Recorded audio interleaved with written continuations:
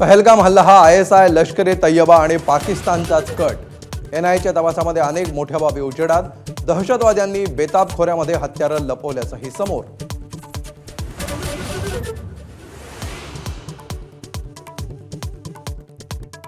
अटारी वाघा सीमा बंद। भारत आणि पाकिस्तानमधील अनेक कुटुंबांना मायदेशी परतण्यात अडचण, अनेकांच्या डोळ्यात अश्रू।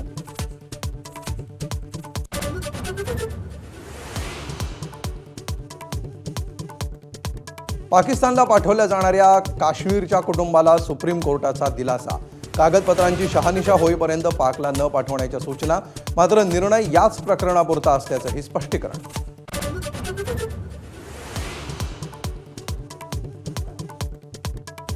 पहलगाम हल्ल्याला पाकिस्तानच जबाबदार। अमेरिकेचे उपाध्यक्ष JD व्हान्स यांचा ठपका। तपासात पाकिस्ताननं भारताला सहकार्य करण्याचं आवाहन।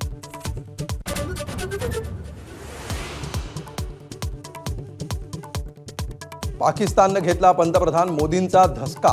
पाकव्याप्त काश्मीरमधल्या मदरशांना 10 दिवसांची सुट्टी। पाकच्या धार्मिक विभागाच्या प्रमुखांचा निर्णय।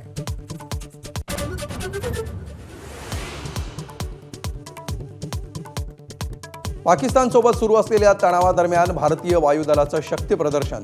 यूपीतील गंगा एक्सप्रेसवर एअर शो। राफेल, जगवार आणि मिराज या विमानांचं लँडिंग।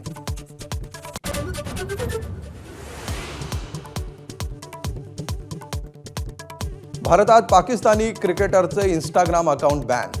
बाबर आझम, मोहम्मद रिजवान यांच्यासह शाहीन आफ्रिदी, मोहम्मद आमिरचं अकाउंट भारतात बंद।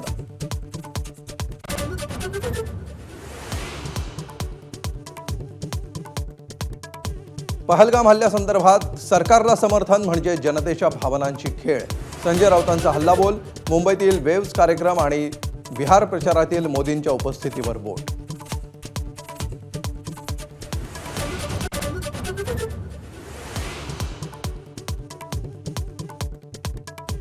दिल्लीत काँग्रेस कमिटीची 2 तास बैठक। पहलगाममधील हल्ला आणि केंद्र सरकारच्या जातीय जनगणना करण्याच्या निर्णयासंदर्भात बैठकीत मंथन।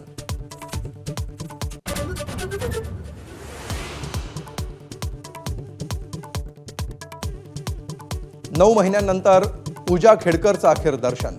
सर्वोच्च न्यायालयाच्या निर्देशानंतर दिल्ली क्राईम ब्रांच कार्यालयामध्ये 7 तास चौकशी। अनेक वेळा नाव बदलल्याचं लंगडं समर्थन।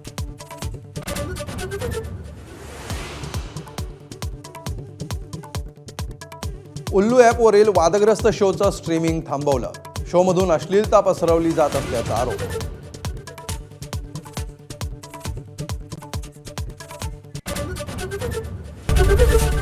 ABP माझा, उघडा डोळे बघा नीट।